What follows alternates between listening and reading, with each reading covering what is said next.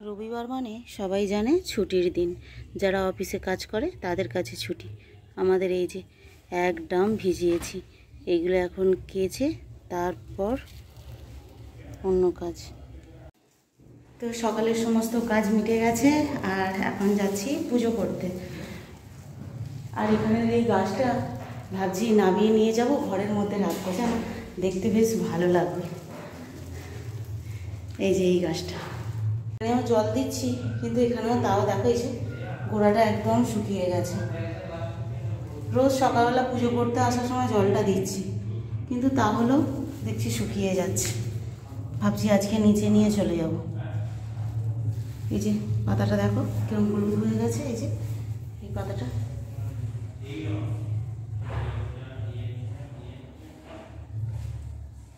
সব কাজেরই একটা টাইম থাকে, কিন্তু আমাদের সংসারের কাজের কোনো টাইম থাকে না। একটা কাজ করে উঠতে না উঠতেই আরও 10টা কাজ আমাদের জন্য অপেক্ষা করে থাকে। কি বলবো, সেইগুলো একটা একটা করে সারতে গিয়ে তো মনে হয় যেন সারা দিন সংসারের কাজ করছি, তাও শেষ আর হয় না। একটা গোছাই তো আর একটা রেডি হয়। আর শীতকালটা একদম ফুল পাচ্ছিলাম না, আর এখন বেশ গাছে যে কটা ফুল হয় আমার ঠাকুরকে দিয়ে না বেঁচে যায়। প্রচুর ফুল হচ্ছে এখন গাছগুলো। এই যে এত বড় বড় অপরাজিতা, সাদা, ব্লু, আর এই জবা। ঠাকুরের পায়ে যতক্ষণ একটা ফুল দেওয়া হয় মনে হয় না যে পুজো করে শান্তি পেলাম বলে, তাই না? যেমন কাজের চাপ থাকে সেরকম রান্নারও একটা চাপ থাকে।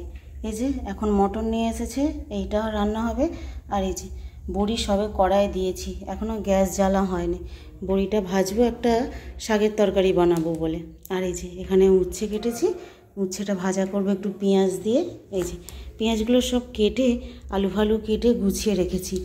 আর এই বড়ি দিয়ে এখানে আর কি কেটেছি, কুমড়ো, বেগুন, আলু, এটা দিয়ে এরকম একটা শাকের তরকারি হবে। প্রথমে ভেবেছিলাম শাকের তরকারিটাতেই একটু উচ্ছে দেবো, দিয়ে করব, ভালো লাগবে। ও বাবা, কর্তামশাই বলে না, আজকে অনেকটা উচ্ছে আছে, শাকে দিও না, তাহলে আবার উচ্ছেটা থাকবে আর কালকে আবার পেকে যাবে। সত্যিই তাই, একদিন রাখলেই ব্যাস উচ্ছেগুলো নষ্ট হয়ে যায়। তাই ভাবলাম যে না, শাকটা এমনি বানাই আর উচ্ছেটা একটু ভাজা করি, তাহলে দুরকমই খাওয়া হয়ে যাবে।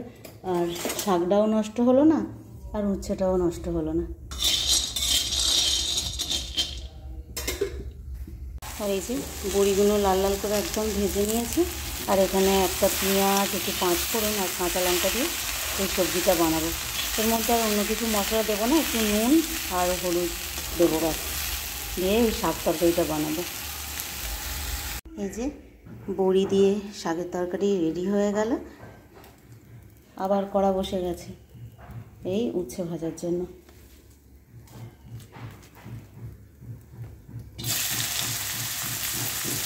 এতেও একটা পেঁয়াজ দেবো, তবে খেতে ভালো লাগবে। আজকে আর আলু দিইনি, অনেকটা উচ্ছে বলে শুধুই উচ্ছে ভাজা করছি।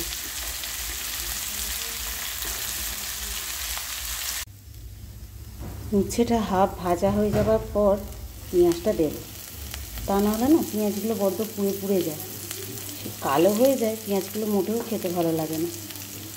আর পেঁয়াজটা একটুখানি এর মধ্যে মোটা মোটা করে কেটে দিলে না পেঁয়াজটা বেশ একটু হালকা পেঁয়াজ পেঁয়াজ মতো থাকবে, খেতে বেশ ভালো লাগে। তার জন্য উচ্ছেটাকে বেশ অনেকটাই ভেজে নিয়েছি। এরপর উচ্ছে পেঁয়াজটা দেবো আর একটু হলুদ দিয়ে দেবো, ব্যাস হয়ে যাবে উচ্ছে ভাজা। আর একদম কালো করে ভাজিও না।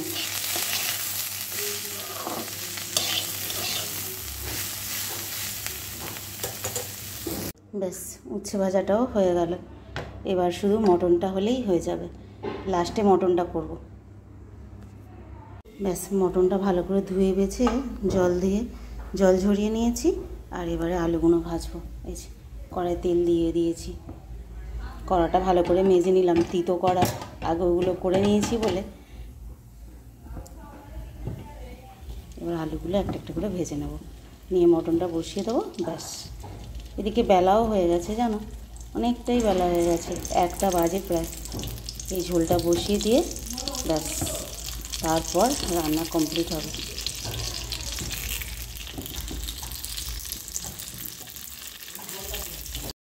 মটনটা কষানো হয়ে গেছে, আর এখানে কুকারে জল দিয়ে দিয়েছি, আগে থেকে ফুটছে।